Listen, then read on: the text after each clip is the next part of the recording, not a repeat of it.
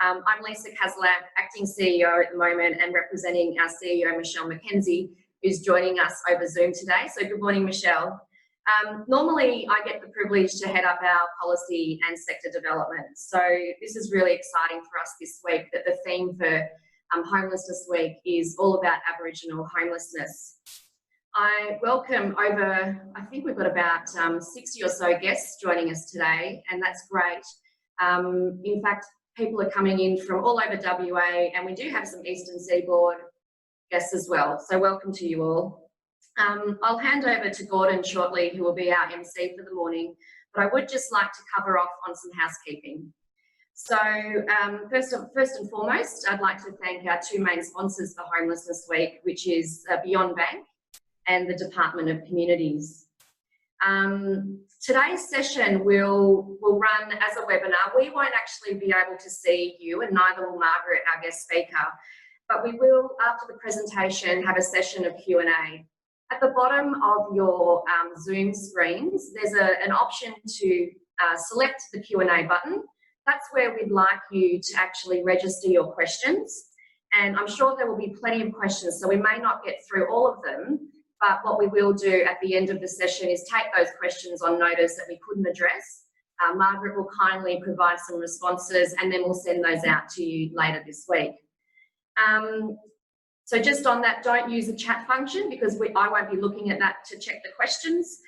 But please, pop as many as you want in there, and hopefully this morning will be a wonderful conversation about learning about what's happening in First Nations housing and homelessness policy in British Columbia in Canada. So I'd now like to introduce Gordon Cole. Gordon plays many roles in our community, is a proud Noongar man, and is chair of Homelessness Week this week. He's also chair of Noongar Maya, which is one of 4 Indigenous community housing providers in WA, and importantly, he's also a board member at Shelter WA. So Gordon, if I could hand over to you now to introduce Auntie Millie for the welcome. Hi, good morning everyone, and I trust you well wherever you are, and it's been my privilege and honour to be the chairperson for Homelessness Week 2020, and yeah, it's a lot of work to do and to be done, and I look forward to this morning's session. Without further ado, I'd like to introduce Auntie Millie Penny, who will give us a welcome to country. Good morning, everybody. My name is Millie Penny. I'm an elder in my immediate family, and I'm a senior Noongar woman in the wider Noongar community. First of all, I'd like to make a special acknowledgement to our First Nations people who are listening, and hope you enjoy our presentation this morning. My connections to country are Balladong, Binjarup and Wajak. I also acknowledge my paternal grandmother, a Yamatji woman. I take this moment also to acknowledge elders that are present. I also elders that are present.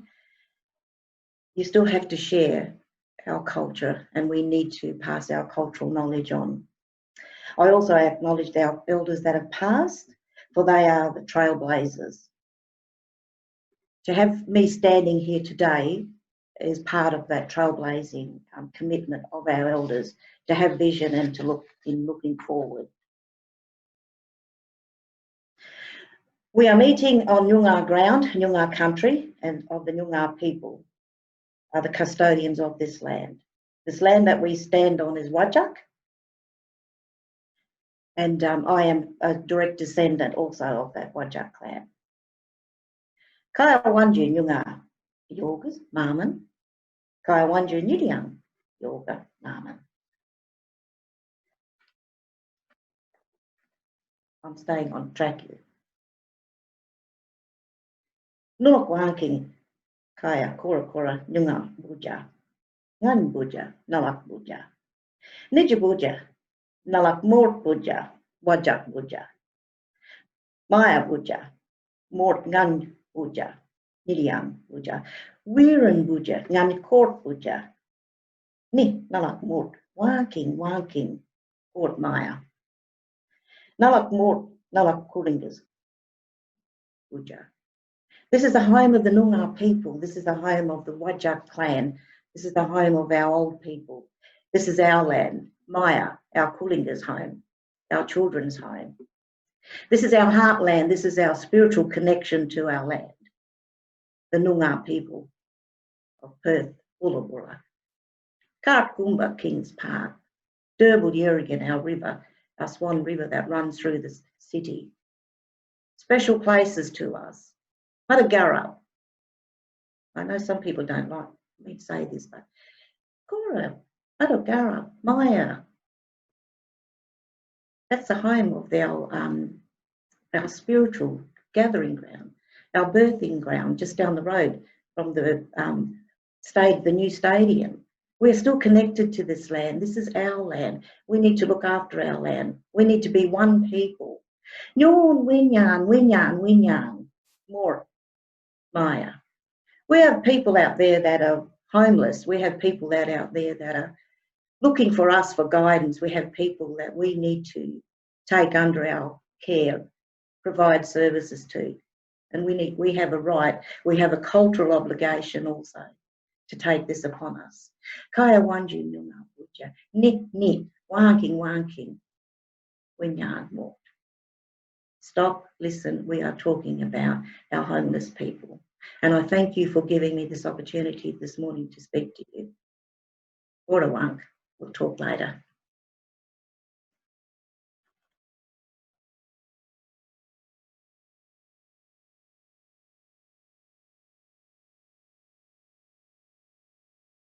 Yeah, thank you, Auntie Millie, for that wonderful warm welcome. And I guess it's very important that we have our elders, like Auntie Millie, give us those welcome to countries and to give us context to what welcome to countries are about, and of course what this week is about. And their elders, such as Auntie Millie, are pretty much our treasures, and we honour them and we respect them, and we seek their guidance and counsel wherever we can and wherever we're needed. And I guess internationally, our elders guide us in a continuation of culture that's gone on for many thousands of years.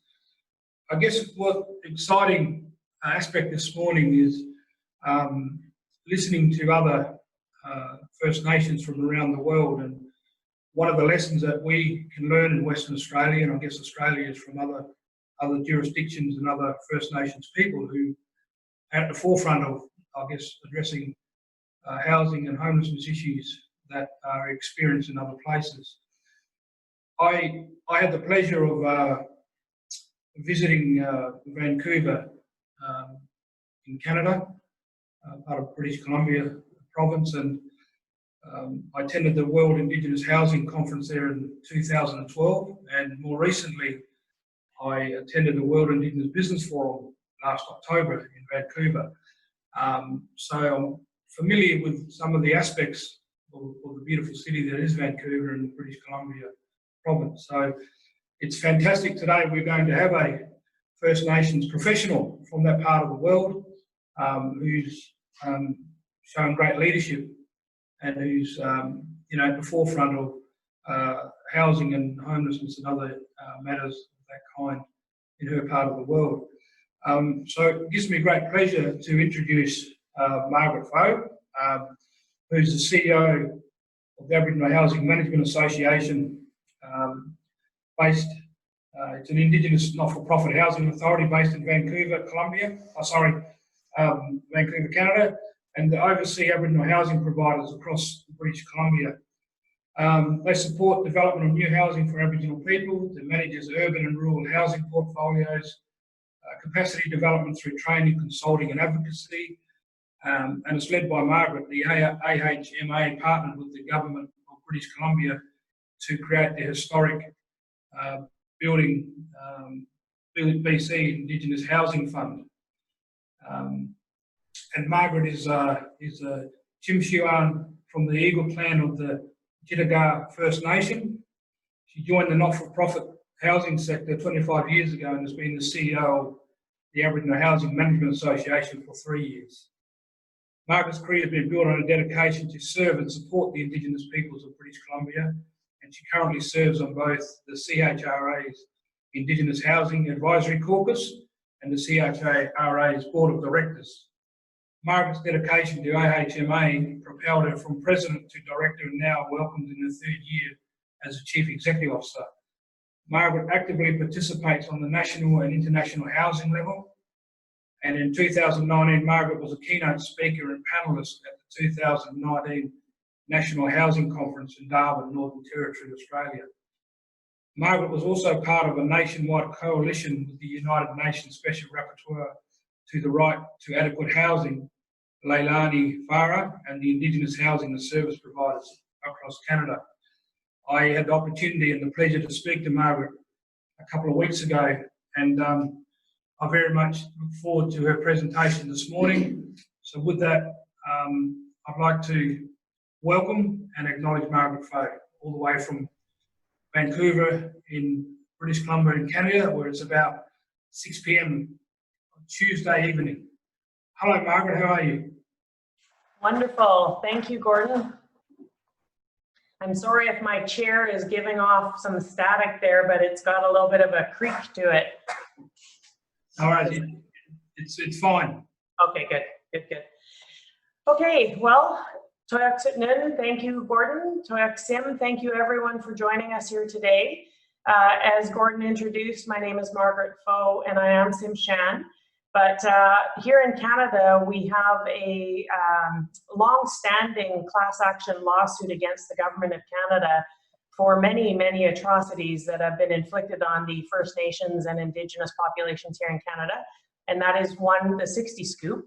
And I am a 60 Scoop child. I was taken away from my mother literally at birth and raised in a non-Indigenous family and not connected to my home community. And so as you can imagine, that's something that's happened across not only Canada, but pretty much any country that's undergone colonization. And so when I speak from a history and a past that comes with the passion of trying to argue for the voices of our people that I call dispossessed, the people that are no longer connected to their traditional communities, that have gone through the country's desire to dispossess us from our culture. And so that's where I carry my passion and my voice and my desire to fight for the voice of urban Indigenous peoples. So thank you, everyone. I don't want to repeat what I presented in Darwin. So I think we were going to try to put up a PowerPoint presentation. Do you think that that's going to get done from your end, or should I try to share my screen? There we go. Wonderful. Okay, so again, thank you everyone for being here today. As Gordon had introduced, I've been in the urban Indigenous forefront for 25 years now, actually probably going on 28 years. My daughter was actually 11 months old when I got into the housing sector, and she has just turned 27. So it's been a long, long journey for me. And I can tell you that my daughter probably never said mama first, she said AHMA first, which is the Aboriginal Housing Management Association. I have been a key founder and player with this organization pretty much from inception up until the last 3 years, where I became their official chief executive officer. So there we are. Who is AHMA? So we are a globally recognized leader in Indigenous housing solutions across the housing spectrum. I'm not going to read each of the slides for you because you can read them yourselves. But long and short of it, AHMA is a grassroots organization. In the picture here are a couple of founding members. They're urban Indigenous housing providers from across the province of BC. We represent 41 housing providers and over 5,000 Indigenous families here in the province of BC alone. I'm trying to advance the slide.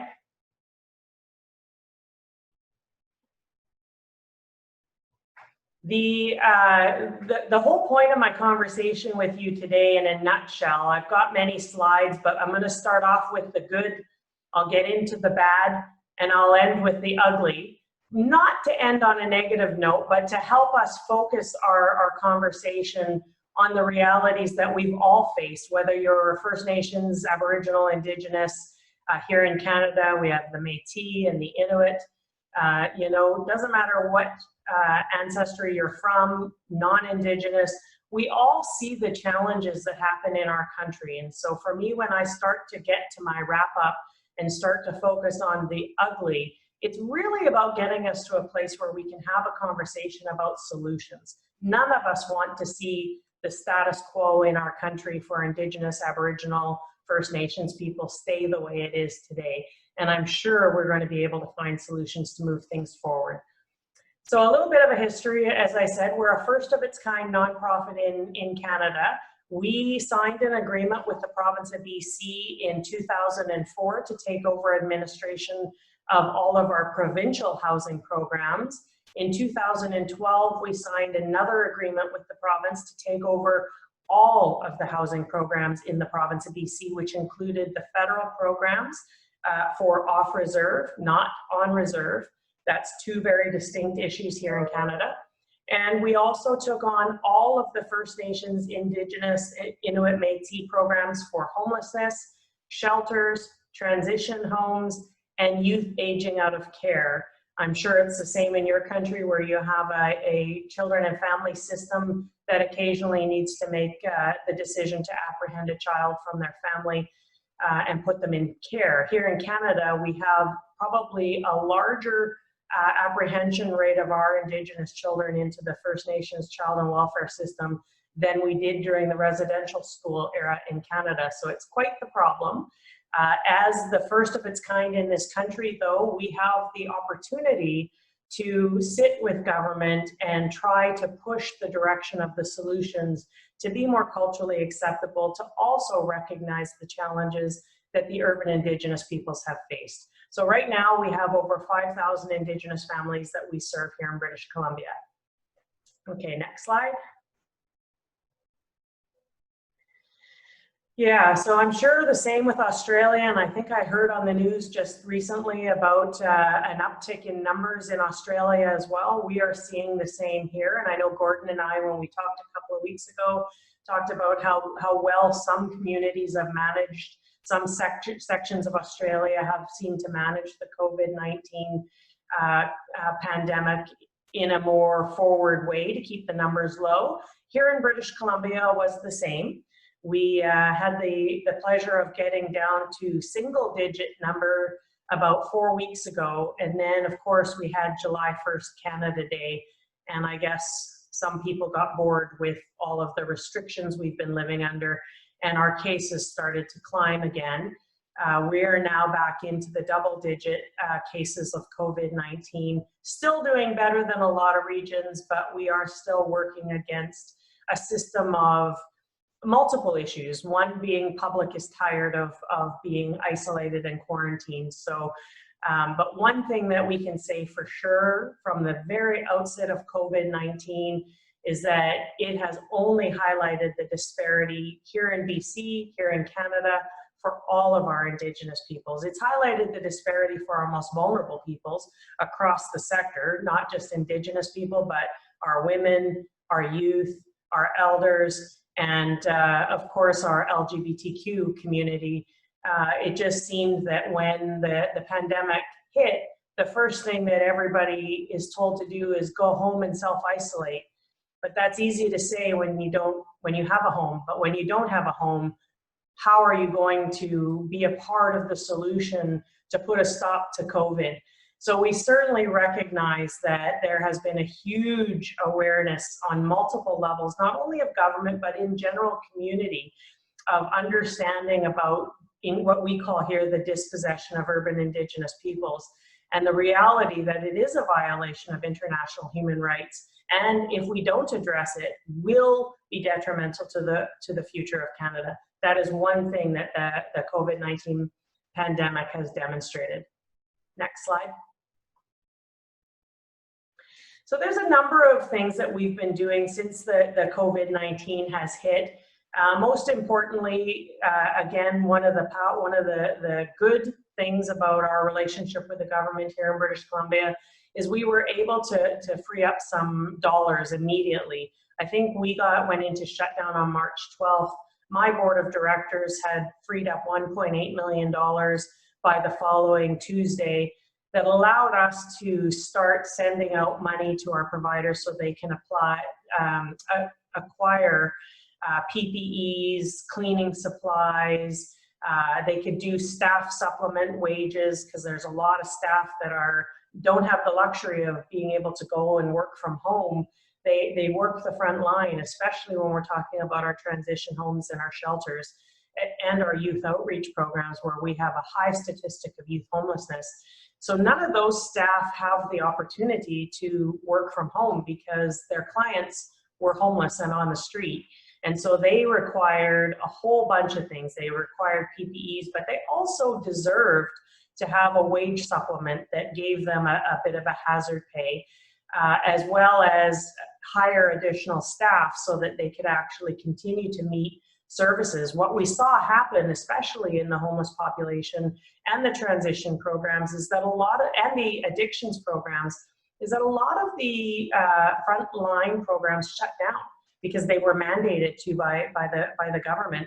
And so a lot of our people that are in their most vulnerable positions lost access to some services. And so our workers ended up having to pick up some of those gaps. So we also gave funding to hire additional staff.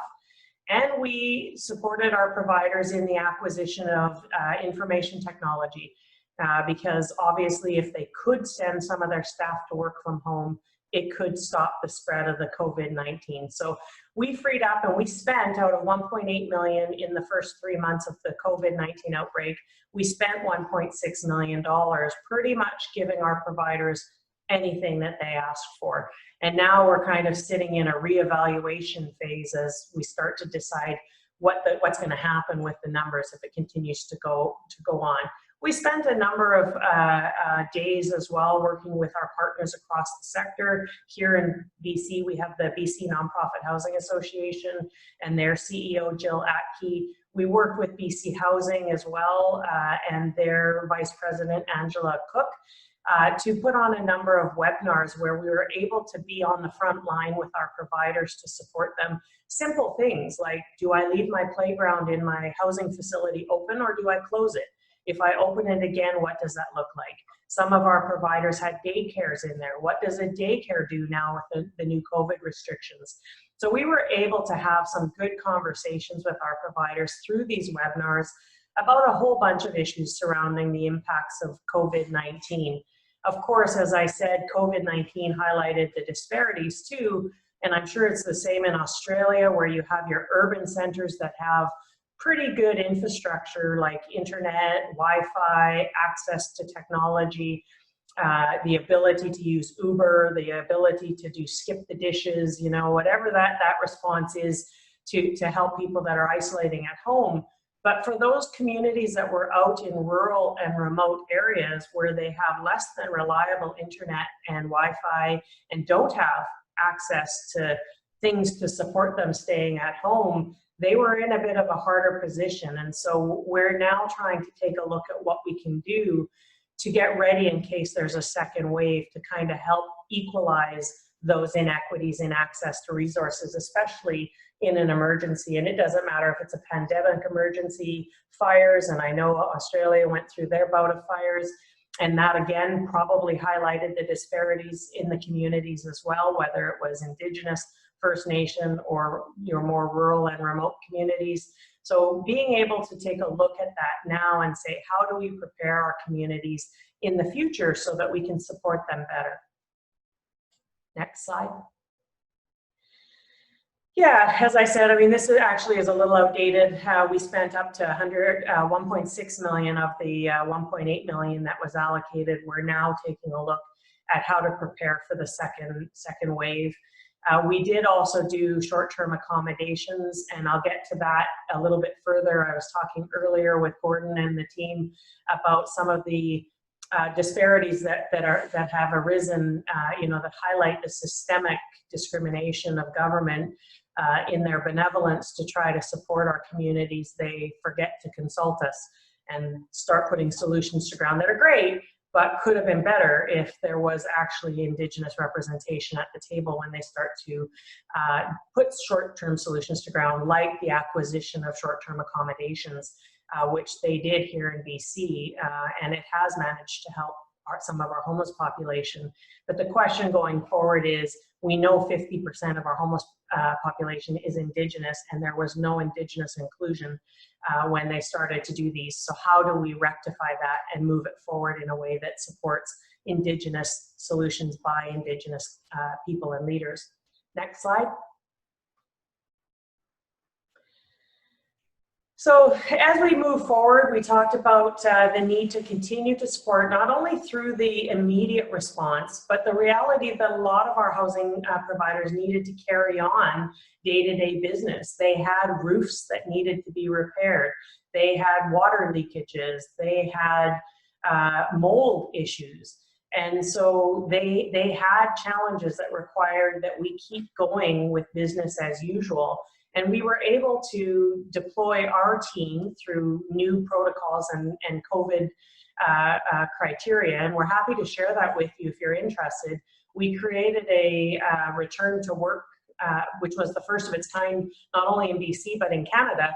And a number of communities called us and used them across the country for their reopening of their province. But we created a return to work guide that talked about all the various things that you can do to protect yourself as you start to do more services and interact more with your clientele and your community.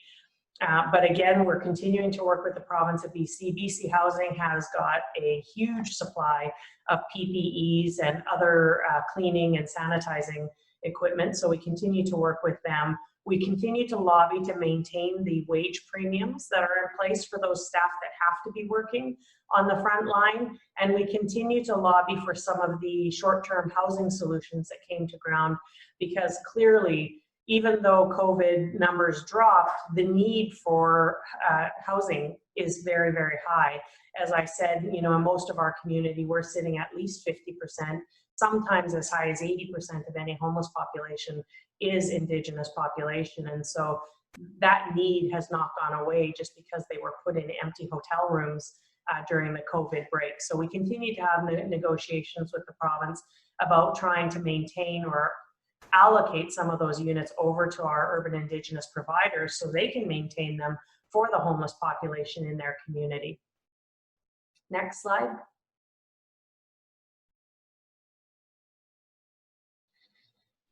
Yeah, so we actually sat on a panel after I talked with Gordon and the shelter organization a couple of weeks ago. I sat on another panel with the past UN Special Rapporteur Leilani Farah, and we were talking about what does housing look like in a post-pandemic world. And most certainly here in Canada, and those of you that were in Darwin will recall, I talked about us being on Indian time.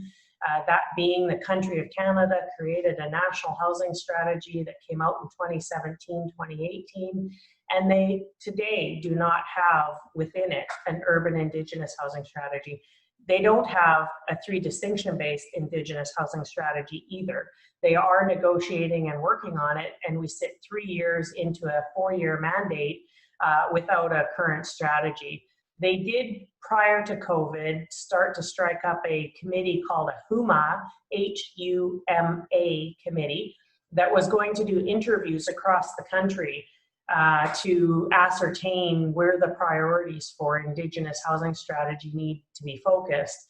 And of course, we at AHMA continue to be a strong voice, as does the Canadian Housing and Renewal Association, which is the CHRA Indigenous caucus for an urban Indigenous housing strategy has to be embedded within that, especially when we know that the statistics can sit up as high as 81% of all Indigenous peoples in Canada live in urban areas and not within their traditional First Nations, Inuit or Métis community. And that presents a huge challenge, and there continues to be ongoing education required to help governments and community understand the distinction between urban Indigenous peoples and what makes up urban Indigenous people compared to our traditional First Nations, Inuit and Métis.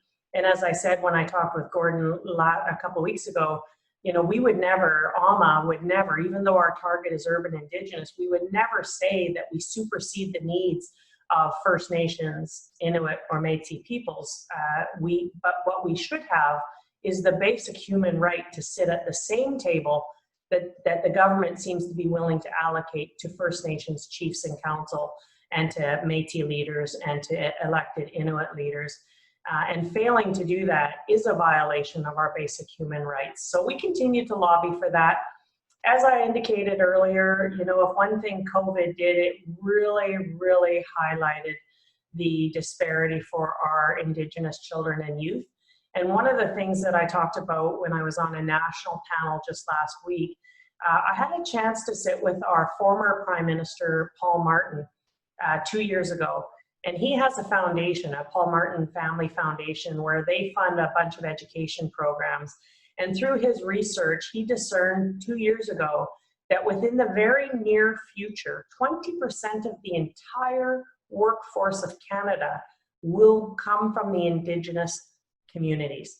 So that's a pretty big statistics when you think 5 to 10 years, 20% of any job along the spectrum, whether you're talking the unskilled, frontline to the lawyers, doctors, nurses, professionals, and everything in between is going to have to come from our Indigenous community. We cannot afford to leave our children and youth in the current structure that they're in. With the rate of apprehension of Indigenous children into the foster system, and then no plan or strategy to help them transition out of foster into a good, stable environment so that they can focus on their education and their employable skills, we're just setting our next generation up for failure. So we continue to lobby the government for recognition that if we don't address our Indigenous children and youth challenges now, in 5 years, we're going to start to see the net outcome of us failing to be accountable. And Elder Millie talked about that in her opening. And thank you for those very, very wise words, Millie. We need to focus on our community. It is our obligation, not just as Indigenous peoples, but as a community. So all of our non-Indigenous partners, all of our workers, all of our community, we all have an obligation to support the future of our children. And so that's what we try to fight for here within the province of BC and across Canada. The other disparity that is readily apparent through the COVID-19 is the impact on Indigenous women. Many of you may or may not have heard, and there is access to a report that was released just in the last year on the missing and murdered Indigenous women and girls. We have an extremely high rate of Indigenous women and girls that have either gone missing or have been found to be murdered. And I think about 6 or 8 weeks ago when the whole Black Lives Matter event kicked up across the United States, we picked up a little bit of that traction here in Canada. And one of the things that happened in that very short time frame while the world was looking at Black Lives Matter, 4 Indigenous people in less than a month were killed by our local RCMP officers across the country, not just in one area, across the country. And all that does is highlight the reality that our people have been dying at a higher rate due to systemic inequities, systemic challenges, and that needs to be challenged, especially when it comes to our women and girls. We hear stories about party boats that are coming up from the United States, and they're picking up our Indigenous girls and taking them down and putting them into the sex trade. So we know that this is happening. Government knows it's happening. Community knows it's happening. At what point do we get so mad that we actually affect change? Here at AHMA, we're working with the Missing and Murdered Indigenous Women and Girls report. In the report, I think they mentioned housing 212 times or something like that. I mean, it makes sense. If we fail to give the sense of security that a home gives a woman or a girl, then we are failing them. Same with our youth, same with our elders, same with our LGBTQ community, which we so often marginalize against. So with all of that in mind, we continue to lobby very, very sternly with the federal government for inclusion within the National Housing Strategy. Next slide.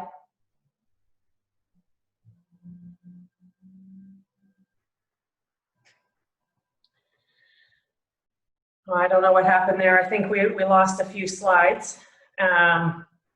So I kind of, let me see. Is that the end for you guys then? Okay, no worries then. I think I failed to give you guys the latest update. Some of the biggest, so that I went through the good, which was all the responses we did with the province of BC and our partners here in British Columbia.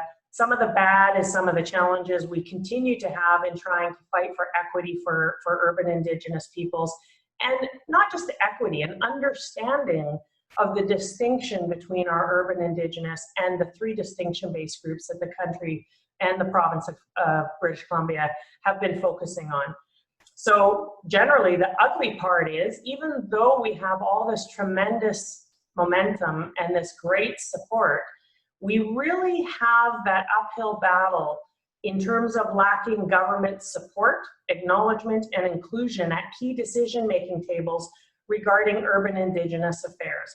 So as an example, we just, after years of discussion with the province of BC, said that we need an agreement that is higher than the delivery of our subsidies to our providers, that dictates when you must include us at a table for solutions, as opposed to you making up all the decisions out of benevolence, which is typical of government. And I don't say that with disrespect. It's how most of our countries were founded. Our governments created their infrastructure, and in that evolution created this sense that they are going to find the solution for all of the problems.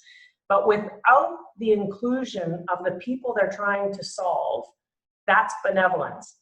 So they need to step out of benevolence, focus on things from a human rights perspective. And again, it doesn't matter whether we're talking Indigenous issues or we're talking just general homeless issues, whether we're talking youth in care, whether we're talking addictions.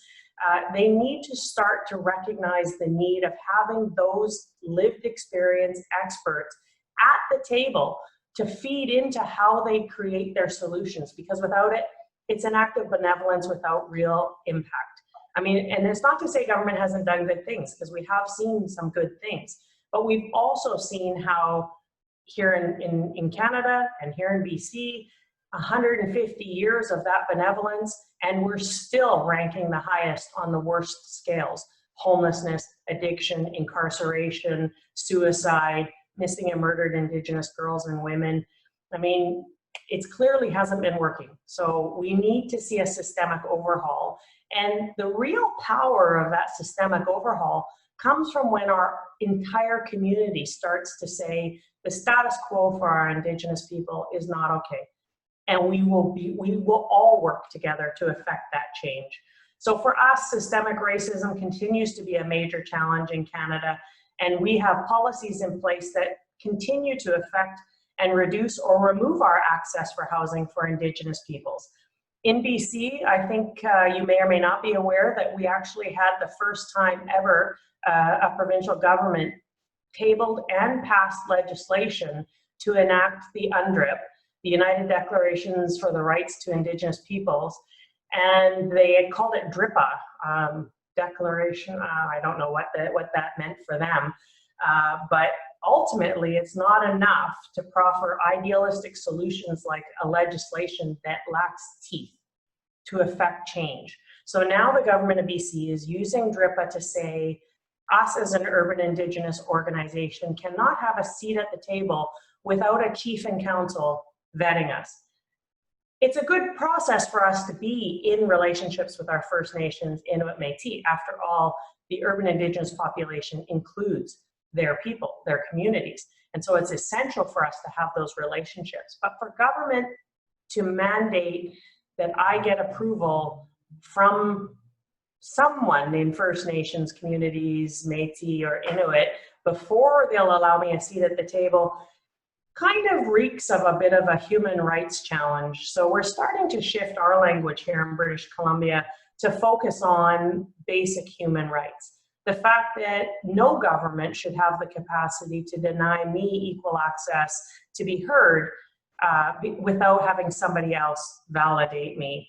So we continue to prioritize advocating awareness by building on respectful collaborations that are focused on the concept of reconciliation and meaningful partnerships with organizations, not only locally, like I said, the BC nonprofit, but we continue to work with the United Nations on a human rights-based focus to see if we can't change the conversation a little bit. And I did talk a little bit with Gordon about the value of multiple agencies, not just local here in BC or Canada, but on an international scale. What does it look like to carry one voice that says it is not okay to continue to marginalize certain people the way our systems have been structured?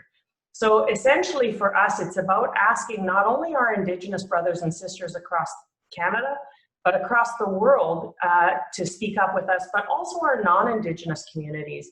I mean, it isn't okay what we see on our streets. It isn't okay to see the rate of death occur for Indigenous peoples that we continue to see.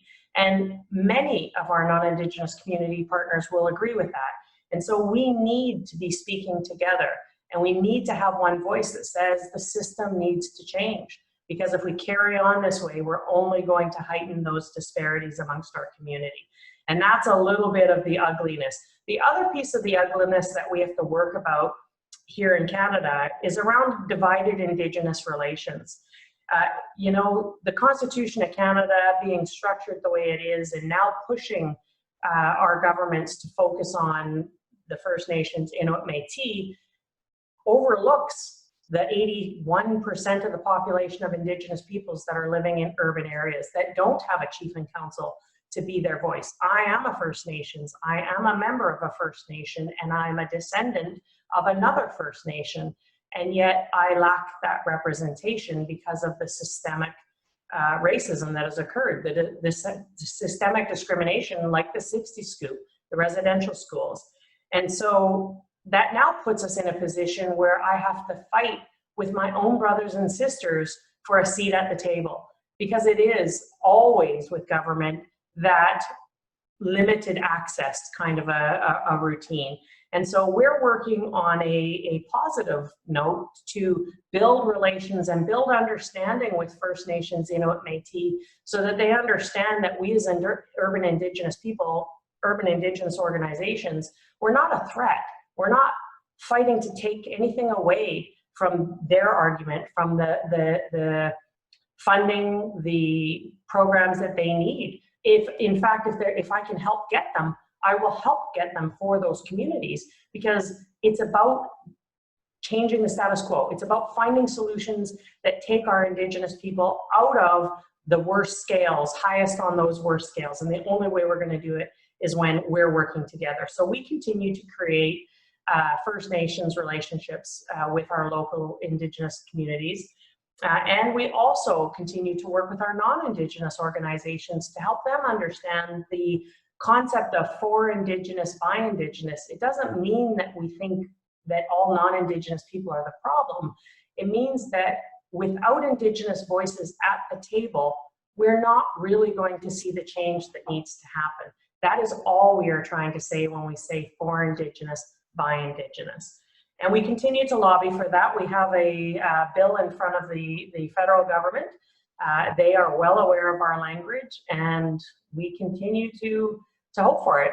We have, as I said, we've just recently shifted our focus to seeking all of our community's support in this fight.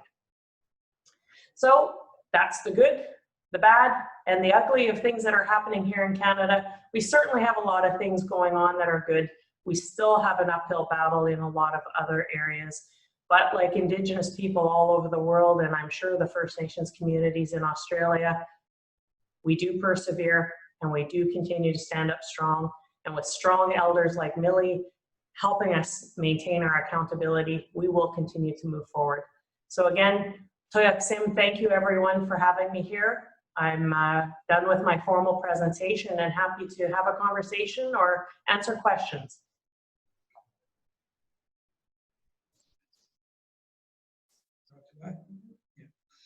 Wow, thanks, Margaret. A fantastic presentation, and let me, in my response, acknowledge your courage in sharing your journey. I guess as a young child, being removed from your family, and the journey you've been on to where you are today, and the work that you're doing, and still, I guess, advocating and pushing for the rights of First Nations people in the area in which you work, but also in the province and the whole country that is Canada, and having an international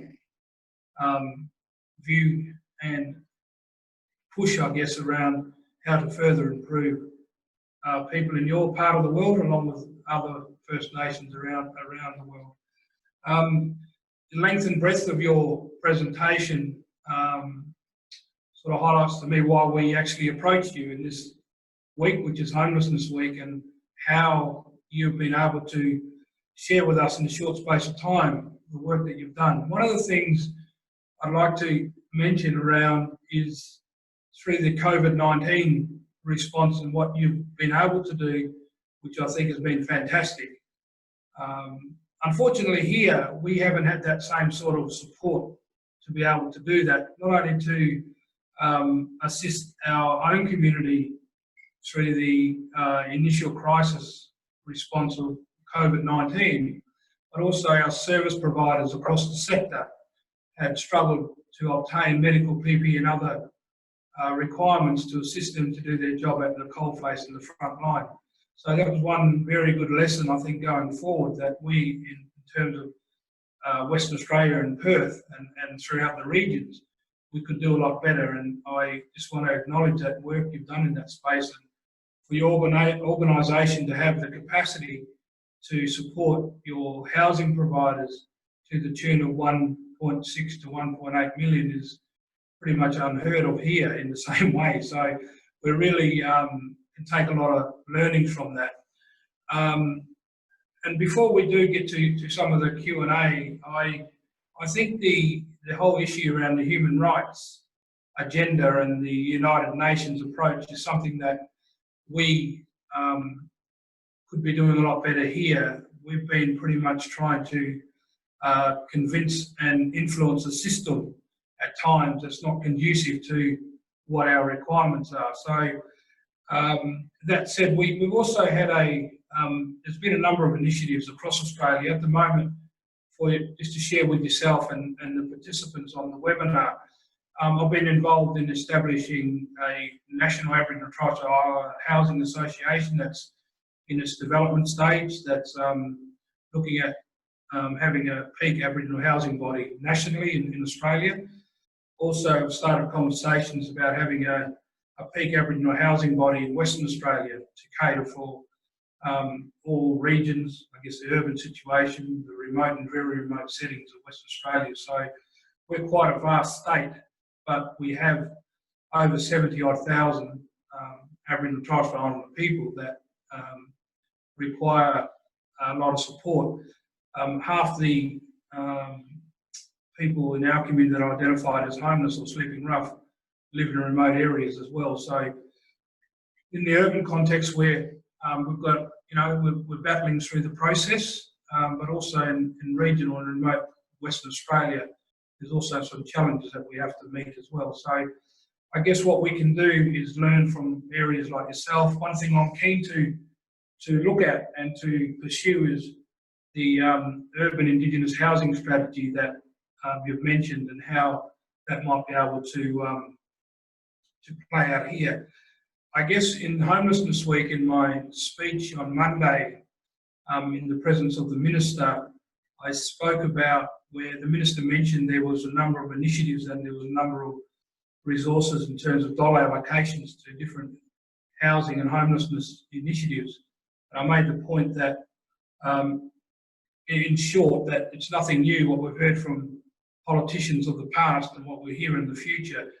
But without the inclusion of Aboriginal people, our culture, our values and our principles, then those initiatives won't work without our participation.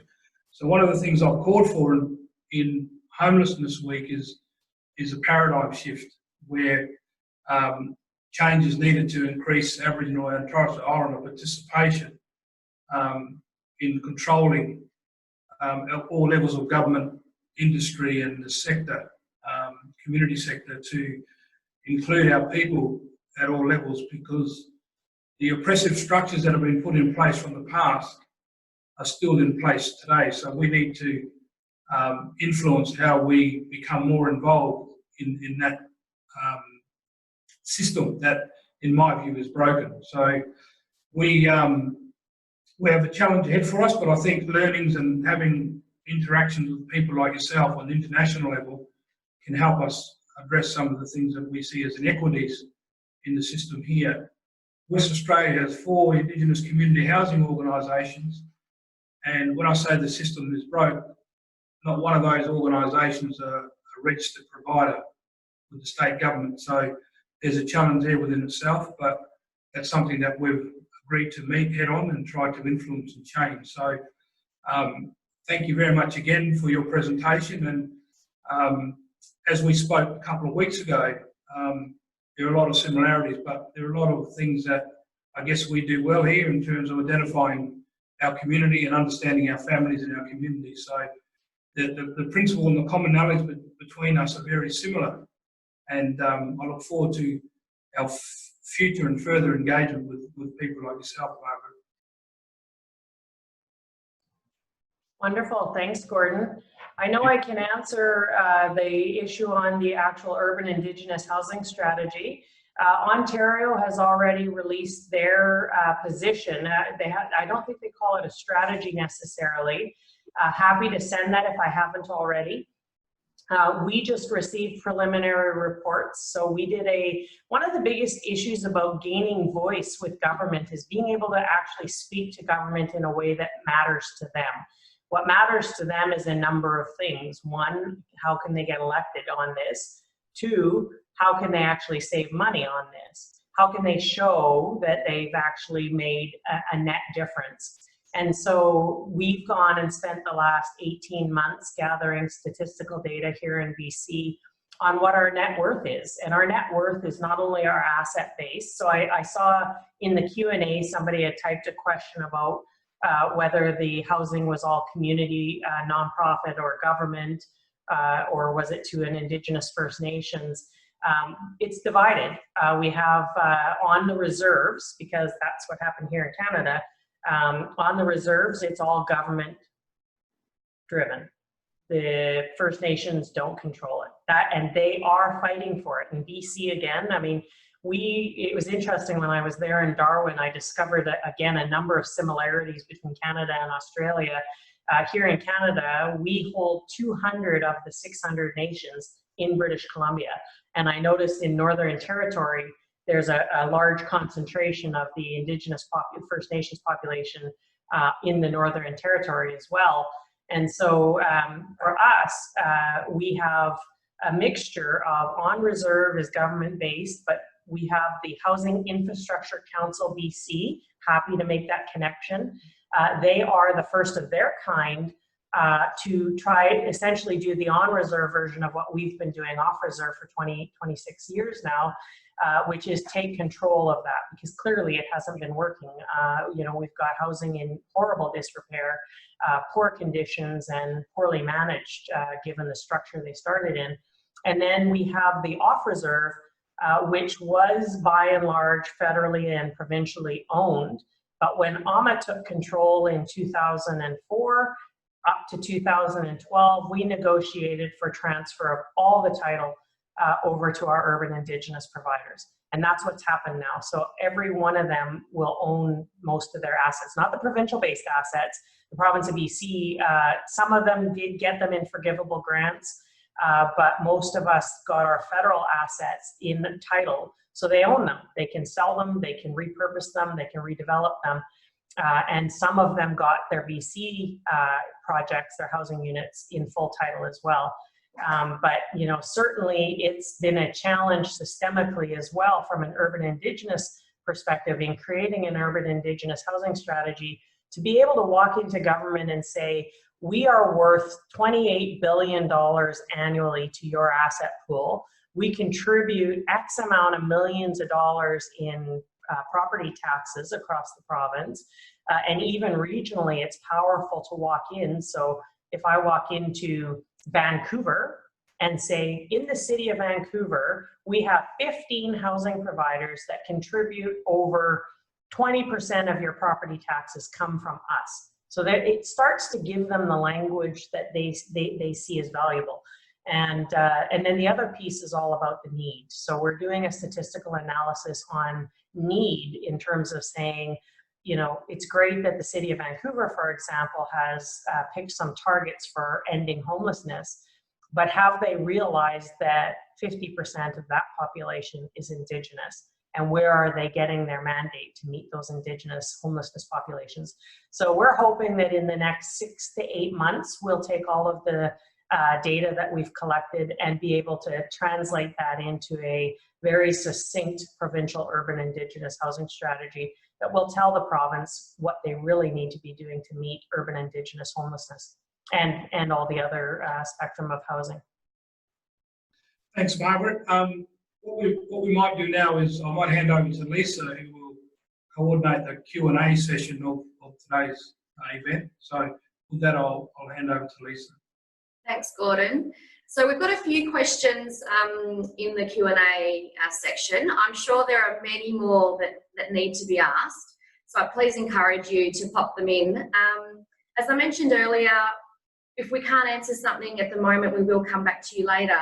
But let's kick off with one that we've got from Sally Green. Sally's asking you, Margaret, where do you think transitional housing support fits into your housing support model as a preparatory support to tenancy success and dealing with other issues for families who struggle to maintain their tenancies? Yeah, absolutely.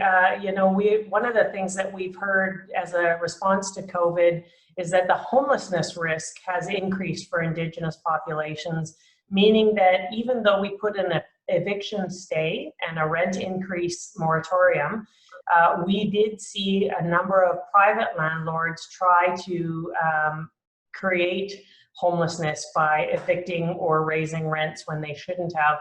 And the target population often tends to be our Indigenous population.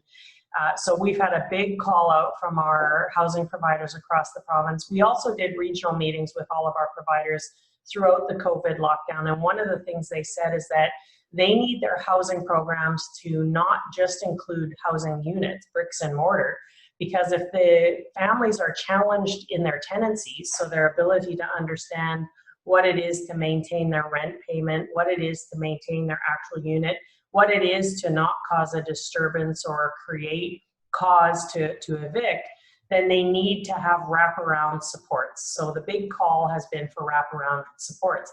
But prior to COVID, what we have here is through the BC Nonprofit Housing Association, a partnership agreement to deliver a program called Ready to Rent. And that does talk about the uptake of transitional housing from homelessness to stable housing. So what does it look like to sign a lease agreement? What does it look like to understand how to structure your finances? A part of that is financial literacy. How do you allocate a certain portion of your income to make sure you're going to be able to pay your rent?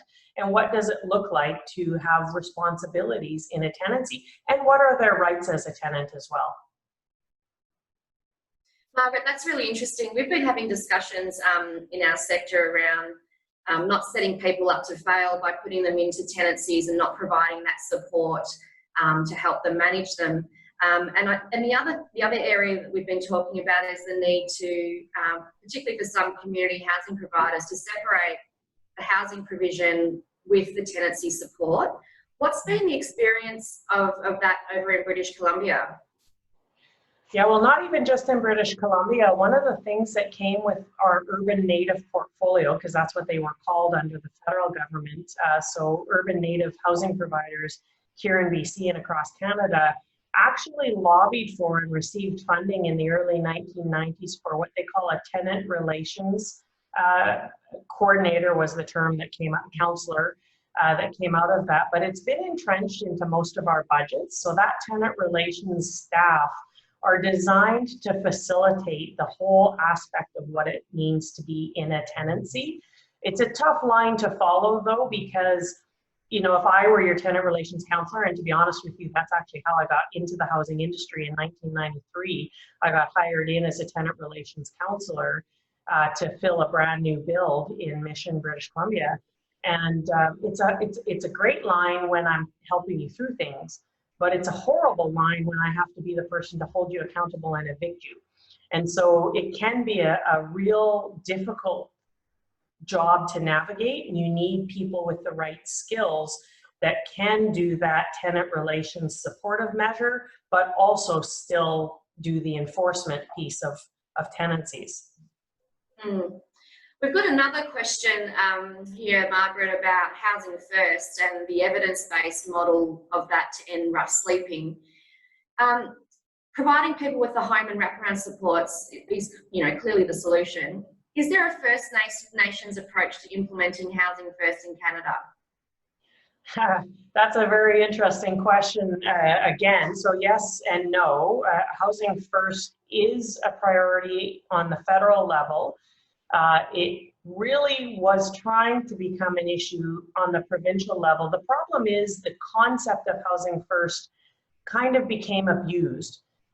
People thought that just meant we just throw all these high-risk tenants in a unit because that's all they need to get stable. But as the proponent who asked that question, the person who asked that question clearly indicated, they come with issues that need to be supported. If they're not supported, then we are setting them up for failure. And so that is what most of our communities as a part of our urban Indigenous housing strategy have said to us, that there is no real housing solution if you don't provide the wraparound services that need to be in place, especially for the more rural and remote communities. Because like here in Vancouver, we've got 50 agencies that provide support to the community. So even if I'm a small organization and I can't meet a particular need, I'm sure I can reach out to a colleague to get that support for them. But when you're sitting in a small community where there's a staff of one and there's no other entity like you, you really are in isolation. And what we've heard is that our maintenance staff ends up becoming a psychological counselor, and that's not what they were hired for. Yeah, and that's been the experience certainly with our housing providers right through that COVID, the critical part of COVID. Housing officers are becoming tenancy support managers and counsellors, as you say. We've got another question that builds on some of the comments you made earlier about ownership of assets with Indigenous housing organisations. We've, for a bit of context, one of the recovery initiatives here that our state McGowan government has released is a social housing economic recovery package of $319 million, which has three streams. One, to build some stock, around 97 million across the state, about 140 odd million for refurbishments across the state, and then I think it's about 80 million or so for maintenance, but specifically for regional accommodation. Part of the issue, and we're negotiating through this process of what the EOIs look like for the sector, but one of the critical issues, isn't it, Gordon, is around how do Indigenous housing organisations and broader community housing providers retain assets, and what do they have to bring to the table? And quite commonly here, our department requires our sector to bring the land. But then there's questions around who owns the asset, and so often we have to sort of accept just management of the asset rather than ownership of the asset. The question we've got here is really around that issue. What do your states do in terms of leasing housing to Indigenous organisations, or do they actually transfer the house itself, and do your organisations have to actually bring the land to the table like ours often have to do? It's a mixture. I can say that in the 1990s, when the federal government, before they got out of the housing sector, because they did for a long time, the federal urban Indigenous housing programs, they actually owned the land. So the federal government bought it, but the agreements that we signed, the operating agreements that we signed with the federal government, had us retain those assets. And so once the mortgages were paid off, which again were paid for by the government, but once the mortgages were paid, the title transfers to the urban Indigenous provider. And they are not mandated to maintain those for urban Indigenous housing strategies, but they do. And so that's a key argument that we intend to hold when we have our arguments with the province around the human rights neglect of not allowing us to sit at the table. We continue to meet urban Indigenous housing needs, even though our mortgages have been paid off. and we have reinvested those assets into new developments that still continue to meet urban Indigenous housing needs, even though we didn't have to. But then in the late 1990s, 2000, when the federal government got out, the province typically did a lease. And yes, after 35 years, we wouldn't own it. But the expectation was that as long as we were responsible, that there was some hope after 35 years, they would just transfer title. And then some of the provincial programs did what they call forgivable grants. So if you hold the asset, you run it well, at the end of the whole reducing mortgage period, they would just transfer the title. That was written into the agreement. So it really is a mixture. On the reserve, they don't own anything, and they have to go through a whole political process to gain leverage of that land to actually do a development on it. It is another human rights-based challenge that our people continue to fight for here in Canada. Yeah, that's really interesting, isn't it, Gordon? Yeah. Here in Western Australia, we have a similar process in terms of what's been managed by the Aboriginal Lands Trust estate, where it's pretty much like reserve lands, and there's something like, I think, 13 to 15,000 Aboriginal people live on those lands, and it's the same process around the bureaucracy that's required to develop, to expand the offerings of housing and other aspects. So it's a lot of, it's more incentive when you're off those reserve lands to be able to have the flexibility, given the land tenure is different. And that's one of the things that we have to consider when we're looking at further development of accommodation and land and housing and so on. So it's a real issue, and one that has to be looked at in terms of streamlining the red tape that's associated with it. Yeah, it is. I mean, and the red tape is probably the biggest, the biggest hurdle you have to get through. You know, one of the comments I often make, having been in this battle for a long time, and I've met many ministers through multiple different parties, and what I find is that there are often great people that are willing to help and to help you try to cut through some of that red tape, but it's the system that is actually the real challenge. The system is not structured to empower Indigenous people. I want to just move back to a slightly earlier question that was raised, Margaret, and picking up Gordon's comments around setting up a national Aboriginal and Torres Strait Islander housing peak body and seeking to do something similar here in WA. The question was really around understanding, was there government support in the establishment of organisations like yours? Has there been other kind of supports to set this up? Because, Gordon, we don't have that kind of funding support for those organisations, do we? No, we don't have. Just recently, there's a federal policy here, Margaret, called Closing the Gap.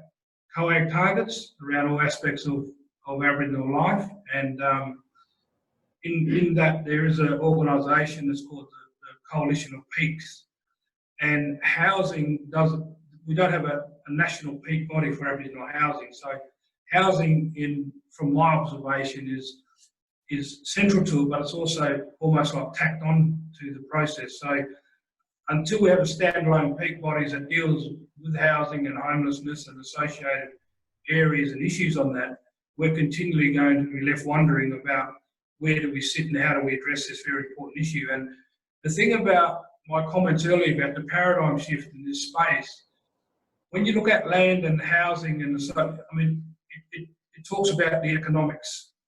It talks about it costs money, and it's one of the things that First Nations people have struggled internationally is being able to manage economies and to be able to develop as nations their economics to a point where we become self-sufficient.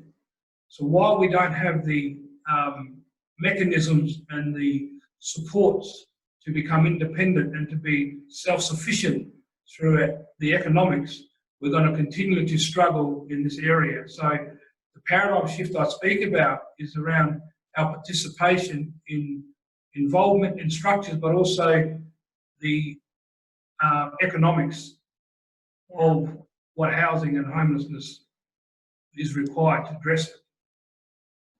Yeah, I totally understand that. And you and I were able to have an offline discussion about Clarence Louie and the great work that he's done with the Osoyoos First Nation. We also have another chief here, David Jimmy from the Squayala First Nation. Both of those have been able to demonstrate. West Bank First Nation is another very strong leadership within their own reserve communities to create economic sustainability and viability. And yet they still struggle, especially from a housing perspective, in meeting the needs of their people. So when I look at the evolution of AHMA and our organization, we were very much a dependent. We were 100% government funded as individual housing organizations. That's how we came together. Back in 1993, 23 of us housing provider leaders came together and said that this was not okay, that the federal government was going to get out of housing and devolve all of our programs to the provincial government, because we knew that that meant that they were going to start cutting our budgets. And we were already struggling to meet the community's needs with the budgets we already had, never mind getting a devolution process where we lost our budgets. So we actually came together initially in the 1990s, and we launched a lawsuit against the federal government to tell them that their fiduciary responsibility to Indigenous peoples doesn't end just because we live off the reserves. We failed. That didn't go through. And we knew it was coming, that we were going to get the programs devolved. So the 23 of us got together, we incorporated, and we had to get creative on that. Somebody went out and applied for grant money. So we maybe got like $1,000, your basic funds to go and get a society name, to get your legislation, your bylaws, your constitution. And then we all went out and, in 1993, we were 100% agreed that we all needed a voice of urban Indigenous people. And so we just applied for various grants. Some of it came from the federal government directly. Some of it came from various different social funds that were out there. Community supported entities often will do capacity building grants. We just applied for whatever we could to get the seed money to get us started. And CMHC, I think, given our current tone and argument with the Canadian Housing and Mortgage Company, the guys that are going to oversee the delivery of urban or First Nations housing, they probably wish they didn't give us all those funding back in 1993, because now we're a force to be reckoned with, and we carry a fairly loud voice when we speak, and we only are going to get louder as time goes on. But yeah, no, we had to struggle. We had to get creative. We had to find grants. And we did get some initial seed funding from our federal government to get off the ground. But we also were membership based, so we all paid per unit. So at the time, I oversaw only 23 housing units. I had to pay $5 per housing unit as a member. Some of our bigger providers who had 300, 400 units, they had to pay $5 per housing unit that they had. And that gave us our annual operating dollars to do annual general meetings, do your basic printing. Back then you used to print things. Now it's all on social media, but it was a very, very grassroots structure for us. Margaret, we've got a question here from Brad Ferrant. He thanks you for your presentation and talk. His question is around ownership of social and public housing, but also private rental market. So I'll just read, there's a couple of questions in here. So the question is, what is the mix of publicly owned social housing and privately owned houses in the rental market in Canada? And the context is provided here in Australia is that we've seen a really steep decline in publicly owned social housing stock and the associated problems that this creates, obviously, without the tenancy wraparound supports. He's also keen to understand there's a spurious argument that the housing system needs a large proportion of privately owned houses in the rental market, rather than focusing on rapidly increasing publicly owned social housing stock that's controlled by Aboriginal community controlled organisations, along with additional programs to assist people into home ownership where they can. What's been the experience in Canada around that sort of breakup between the private rental market, ownership of that? Are we talking head leasing, vacant properties? What goes on in the Canada context? Yeah, we have a very similar ongoing battle, and again, it's one of those battles that the language needs to change, because it really shouldn't be about us versus them on any level. And I'm not just talking Indigenous, non-Indigenous, or First Nations, non-First Nations.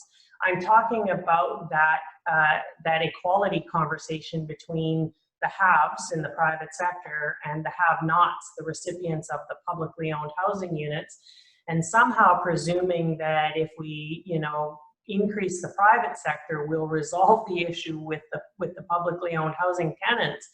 That's never worked. I mean, the reality is private sector units generally are looking for a profit and a profit only, which fails to acknowledge that the people in the publicly owned units generally lack an affordability capacity to pay the rent of the private sector. And in fact, if you listen to Leilani Farah, she had a video called Push. And if you guys haven't seen it, I'm happy to send you the link on that as well. It's about recognizing that it sounds good in theory, but the reality when you look at the inequality in income, the sustainability through influx of private sector is likely what led us to the problem here in Canada anyways. The financialization of housing is essentially what put us where we are today. And the probably largest population that got hit were Indigenous and then women, not just Indigenous women, but women in general, because we tend to not make the same salary that men tend to make even in the same industry. And so you end up with single women that are raising a family, not making the same kind of money.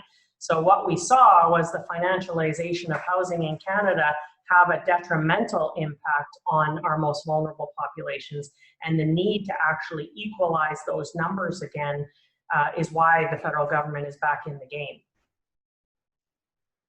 Question here, Margaret, and picking up the comments you made in your talk around systemic racism in Canada. I mean, obviously that's a key issue here as well across the nation.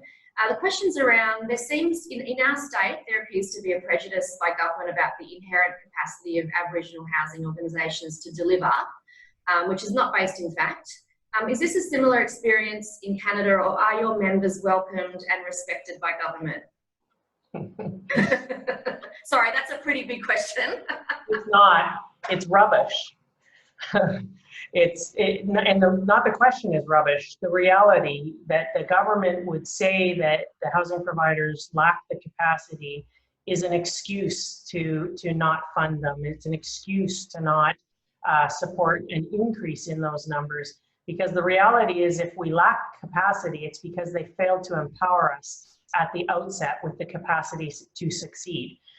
It's impossible when you expect a housing provider in a rural area with a staff of one to be able to meet the multitude of needs that that community and the tenants that they serve with their needs. I've got providers that have to know how to administer naloxone kits because of the opioid rates of overdose. I've got providers that have to know how to do CPR and do AED, artificial, whatever AED stands for, that electric shock thing, because of the rate of overdoses in their community, because they were funded only with enough money for one staff. It's impossible for that organization to be at capacity to do a good job. So let's look at that side of the equation as opposed to, and this is my argument with government, I just had it with the CEO of BC Housing last week. Don't look down your nose at us and tell us how we don't have the capacity to meet this. Help us have that capacity to meet this, because what government has been doing by being benevolent and trying to solve all of our problems in their solutions with their staff has failed. Empower us to have the capacity to do it. We have the capacity, we just don't have the money or we don't have the resources. So give us that and we'll show you. Yeah, certainly a very similar situation here, isn't it? Yeah, look, it's very similar. I've been involved in our organisation here for 20 years. What I've seen in that time is a greater investment in other structures that are now referred to as growth providers, and the Aboriginal Community Controlled Housing Organisation, which I'm chair of one, there's been no great investment in. So we haven't stagnated, we've we've been creative on how we've been able to expand and also to work in an environment where we don't receive any government support. We were last funded 6 years ago. And how we function as a housing organisation is purely through the rent that our tenants pay, which pays all our overheads. And then we have to, and that's also our repairs and maintenance schedule. So we manage through that process. We get some other smaller grants for different things, but nothing that takes us up. We'll be able to scale up to great levels where we can address our 400 to 500 wait list that people have. And when people come to our organisation, we take them on with a clean slate. So if they've got a history with the State Housing Authority, we don't carry that burden of that experience to our organisation. We allow them to come in with a clean slate, and we build from there to try to help them on what we call the Noongar Maabiri, which is a Noongar housing pathway. So hopefully they can get to a point, one step in their life, where if they choose to buy a house, well, then we can help facilitate that. But in terms of the funding aspect, we don't get funding, and the demand is clearly there, but the system in investing in the 4 Indigenous community housing organisations in Western Australia that are recognised as the housing organisations, and there are a number of other organisations that have programs that have housing in them, but there's 4 that are recognised as the community-controlled housing organisations. We just not invested into the level required, and we've seen investment in non-Aboriginal entities that cater for housing. Yeah, that's an important distinction to make for sure. I think that when it comes to system overhaul and system change, our entire communities need to understand that a lot of the programs that were put in place were not funded adequately enough to be successful. So using failures as an example to discontinue funding state-funded programs, that's pretty circular. Yeah, concerning. Margaret, there's some questions that bring us back to the discussion we had a little bit earlier around lived experience engagement, tenancy support programs. So I'll just start with one of them first. Can you speak a bit about the lived experience of homelessness within First Nations people that has helped to inform the response to supporting others experiencing homelessness in Canada? Yeah, I mean, you know, being a grassroots organization certainly comes with its benefits, and that's having most of our housing providers come from a lived experience. As I said, my experience being a voice for urban Indigenous peoples comes from my unique background of having been taken away from my blood family and my community. Most of our housing providers are in their positions of leadership because they have lived experience. You'll hear stories about being that kid on the street, wondering where they're going to get their next meal from. And then now they're the CEO of large Indigenous organizations here in Vancouver, and they refuse to accept it. One of our founding members, David Seymour, his argument is that we cannot rest until every last Indigenous person has a home. And that's his mantra, because it's a lived experience for him, being that child on the streets, needing to find a safe place to sleep or find his next meal. So we have a lot of that within our housing providers alone. And then our housing providers that exist today also do a mixture. You know, I mean, we've got a full spectrum of housing programs under our umbrella, but homelessness is certainly one of the biggest ones, and it's our growing one. I mean, when I took over AHMA 4 years ago, we were focusing on the urban Indigenous housing. So the, you know, buy another set of condos, build a set of townhouses, buy a few houses and house people. But we're hearing now that we're having just such a growing population of urban Indigenous people in the homeless counts that we actually need to focus on program delivery. And so in order to do that, we need to listen to lived experience. We have a program in Victoria that is it was just announced. Again, remind me, and I'm happy to share the information with you. It's a lived experience women's housing solution that is about getting women off of the street in downtown Victoria, another major urban city where we see our women tend to come together for support. Yeah, that's really interesting. And we've got some programs around the country that do focus on sort of empowering women into property and things like that. It'd be really interesting to see how that happened, the one you just referred to, if that's possible to get some more information. But building on what you just said, the tenancy programs that have been set up in your organisations, how did First Nations people get involved in those services, and how service design, and how is the implementation managed? You know, do First Nations people have a role in that implementation as well? Through AHMA, they do. We certainly recognize that we would not be here if not for the grassroots people that started coming and asking for housing through the 1970s. That's when the real movement started here. I mean, our people have been looking for housing since colonization, but the actual movement towards the more traditional urban Indigenous housing programs started because our nations that were displaced, our First Nations people, our Inuit, Métis, non-status people that were living in urban, rural, and northern communities would come together and say, you know, look, there's 15 of us, we don't have anywhere to live, and they would apply to the Canadian Housing and Mortgage Association to create a society and get housing. So most of them actually have founding grassroots histories, and we honor that through AHMA. I think I talked with you about it. Our governance structure shifted 2 years ago now, where we actually had a full members-only governance structure where our board of directors was 7 board of directors elected by all of the housing providers here in British Columbia. Now we have a full arm's length board, which gives government a peace of mind that we are not taking the $43 million a year that we deliver in subsidy to providers and spending it to ourselves, because that's what really was happening when we got founded. We now have an arm's length board of directors that are people that are not connected directly to our housing providers in any way, shape, or form. But we have what we call a Natsamat Lelam, which is a local Indigenous word for one house, one heart. And that means that we work together for our people. And so that Natsamat Lelam committee is actually a committee of 3 that are elected from across the province of BC that are housing providers living in the communities. And that is their vehicle to influence our governance structure and make sure that if we start to lose our way and become another bureaucratic body, that they can call the membership to task and actually effect change. There's another question that, again, builds on this conversation about engagement and involvement of First Nations people. Our state public housing system doesn't actually have tenant advisory committees full stop, and it doesn't actually have First Nations people involved in that design of programs and services.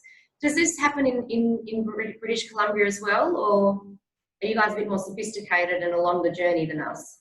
No, it is starting to take shape on a national level. There's a new entity that was formed here called the Community Housing Transformation Center, CHTC Canada, and they were funded by Canadian Mortgage and Housing Association. They just took a call for proposals for over $50 million across the country, which isn't a lot for a country. But again, it's another innovative fun pot of money where founding organizations or new organizations could grab at least a little bit of money to help them get started. But in this case, we have our national partner, Canadian Housing and Renewal Association, that has just created the first ever tenants, I think it's called a tenants advocacy or a tenants rights. So it's about getting that lived experience to help drive policy at a national scale. And so that's just received funding. Again, happy to send you to Jeff Morrison, who's the executive director for CHRA, who applied and was successful to get those funds to get a national tenants voice. There's another question. We're diverting across more to the types of homelessness that are present in your community. This question, thanks to you for your presentation again, but wants to get a sense of overcrowding and what overcrowding looks like in British Columbia, and how have you responded to the overcrowding issue in terms of design and cultural appropriateness? Mm-hmm. Yeah, it's still a huge issue. At the end of the day, our housing solutions were largely driven by government, which means they didn't take into account First Nations, Indigenous, Inuit, Métis voices in how they should be structured. And so overcrowding, especially on our reserves, is a real big problem. And again, lack of adequate housing is the culprit there. And then, of course, in urban areas, when we do our homeless counts, probably the biggest challenge in getting an accurate count for Indigenous homelessness is the fact that most of our Indigenous people live by a communal practice, which means even though they're technically sleeping on a couch or they're sleeping, you know, on a floor, they're technically homeless, but, you know, they get missed in the count because they're sleeping on somebody's couch today. And so they weren't on the street for the count.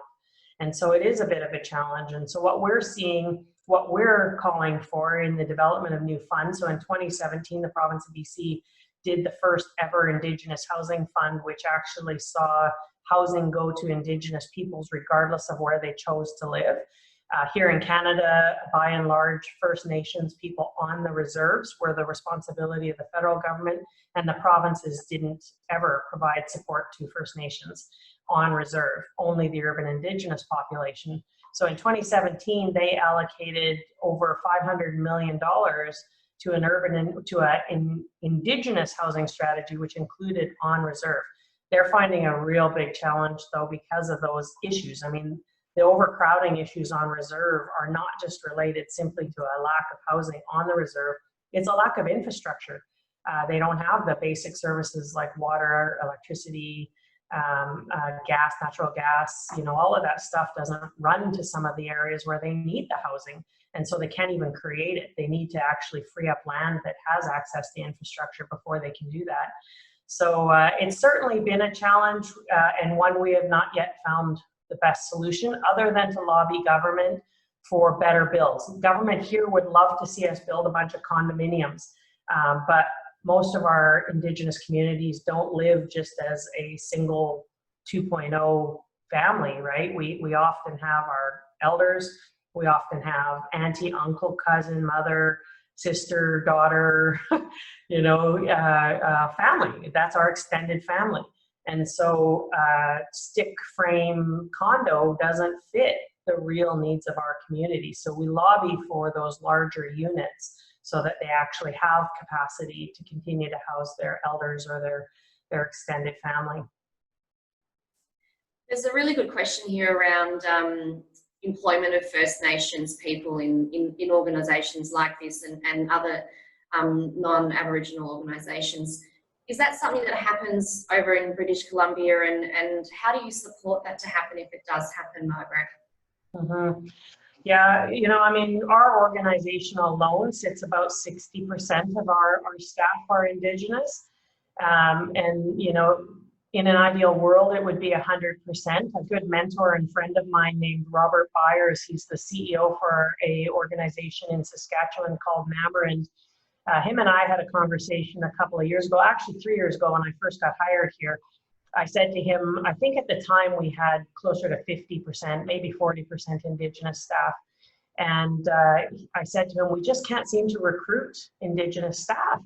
And he said, well, Margaret, you have to be purposeful on that. That means instead of the typical protocols of hiring, which require a degree and require 20 years of experience, that you might actually accept somebody with less experience and mentor them into the job. And so it meant that I had to change my thinking to think about not me and not my great finance guy who is tremendous, but he's not Indigenous, but to think about 5, 7, 8 years down the road.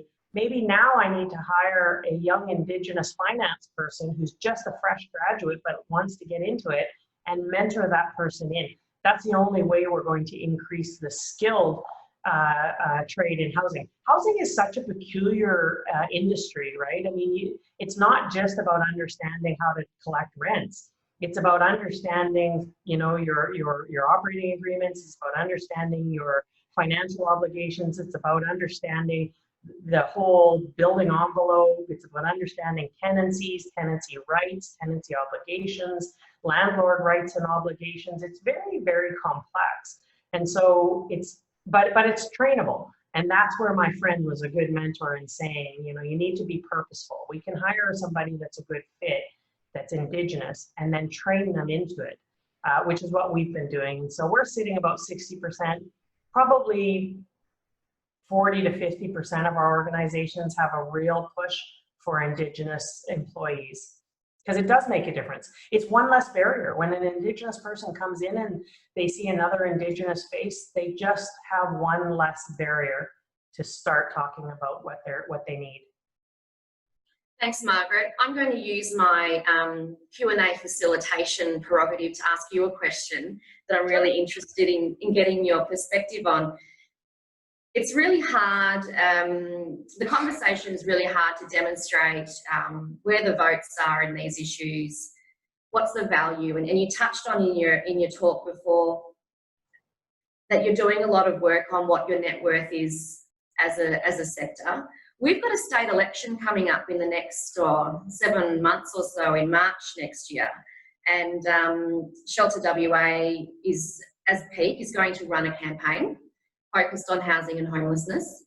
Great. And we're doing that in conjunction with the WA Alliance to End Homelessness. And we really are trying to look at the problem from a strategic level of engagement, but you're talking about that community and grassroots element. I'm really keen to understand, because we constantly get told by ministers that there is no votes in housing and homelessness. It just doesn't make sense to me, right? Because we all live in a home, well, a number of us do.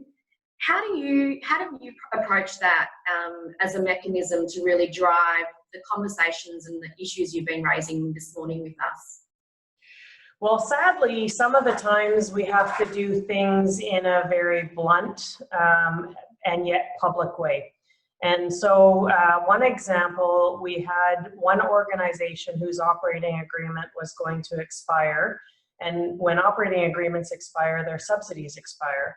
So what they did, and we didn't tell them to do this, but what they did was they wrote a letter to the local MPs, MLAs, the mayor of the council, us, BC Housing, the minister, the premier, and all over Canada, and said, come November 1st, 2012, we will cease to receive any funding from government. So we're evicting 75 families from their homes because we can't maintain them.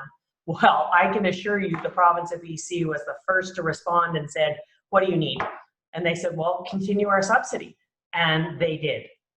They did say they would only do it for a short amount of time, but the last thing the province of BC needed was 78 families sitting on the streets of Dawson Creek or wherever it was might have been Fort St. John, sitting on those streets, and the media spotlighting that the province of BC could have stepped in and helped them, but failed to do so.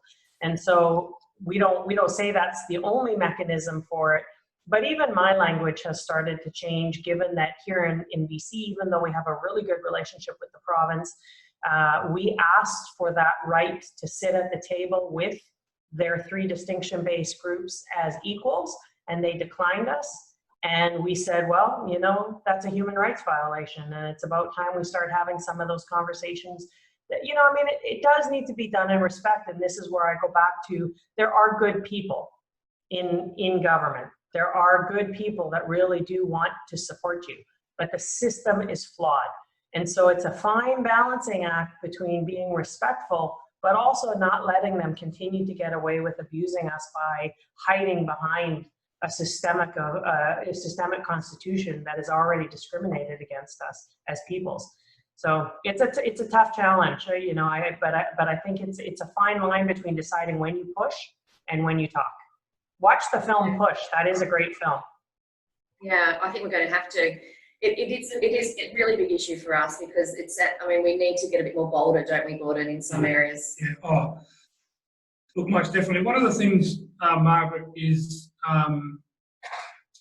what the organisation that I chair, we were invited to a housing forum with the Telethon Kids Institute, which is an amazing child health research institute, and they have an Aboriginal focus there, and that team is doing fantastic work over many years. And they also have a mechanism that brings in our elders. And one of the things our organisation did was present to their elders and then work with them, and we went back to their forum and presented them with a number of recommendations which they agreed to. The three recommendations that they endorsed was to see our organisation as the peak housing body, also to assist us to develop a standards or code of conduct of how our tenants will manage their properties as tenants in our properties, and also we would report back on a regular basis, quarterly or so per year. And one of the things we have in our residential tenancy agreements is in the conditions is those standards and conducts that the elders have in partnership with us to develop. So, and that was an eldership that was pretty much nearly 100, but they also have a subcommittee of elders that we've worked with.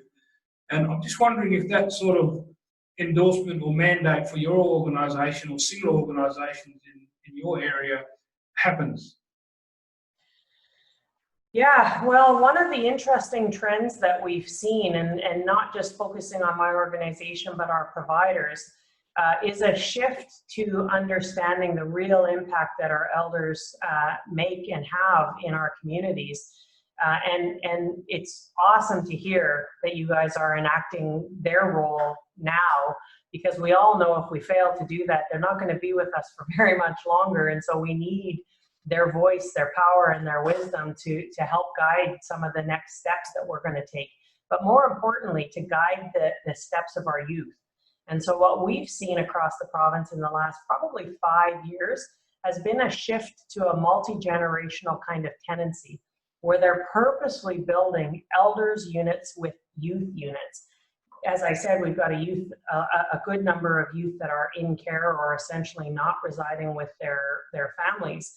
And so having elders set the tone for what is acceptable in that community in terms of behavior, because what we've seen is when we just do youth housing and there isn't that tone that comes with our elders that sets the kind of example of what living is supposed to be like, we end up with a high risk environment, because the youth, tend to outnumber the staff, unfortunately, and they end up then lacking the supervision and guidance that would help them have more successful tenancies. So in the last 3 years, 2017 to 2019, we saw 5 of our providers actually build facilities that are a mixture of elder and youth. So less of the policy and procedure kind of perspective, more of the real tangible living environment examples. Certainly we see a lot of our organizations have elder advisors. We have an elder that is our advisor that we call in, we call in for good times, but we also call in for bad times when we're in a state of disagreement and we need somebody to help us find a good way forward. And it tends to be the elders that help us do that. Fantastic. And I guess our approach is around providing and giving back the cultural authorities that our elders have, and Annie provided the welcome as part of that process as well. So it's really fantastic, and it gives us, when we have a tenant that comes on board, we talk to them about that. They get it and they understand it, and that's been in place now for about 18 months, and it's working quite well. I might just ask one of the questions, because I'm keen to see if this happens in Canada. Do your members undertake joint ventures with industry and have an active approach to increasing housing supply for First Nations? Absolutely. There's been, as I said, we talked a little bit about the more traditional First Nations here in Canada, which is the on-reserve First Nations communities. We have Clarence Louis, David Jimmy, Ken, I forget his last name, from West Bank First Nation. All demonstrating the power of doing joint ventures with private sector and with government. I mean, some of our leaders choose to not partner with government because government is bound by so many as you called it, red tape. But we've seen our nonprofit sector move into a creative venture, and you saw it when you were here in 2012. Vancouver Native Housing created the Squat Jais and the Urban Fair Trade Gallery. That was designed to create their own source revenue so that they can put that money back into their housing programs, and they've been quite successful with that. We also have 2 providers that have gone out and ventured into the development sector, Macola and Luma. Both run development firms where they go out and they act for anybody, but primarily they target urban, Indigenous, or First Nations organizations to help them through the development process and help them get their projects off the ground. We also have programs that have created hospital stay. So we know that a lot of our more rural and remote Indigenous people have to commute into urban centers for medical treatments like cancer treatments, kidney, diabetes, you know, all the heart treatments. And quite often they need to have somebody with family come down. And so we create hospital or temporary stay accommodations that facilitate keeping the family together while their loved ones are down in urban centers for medical treatments.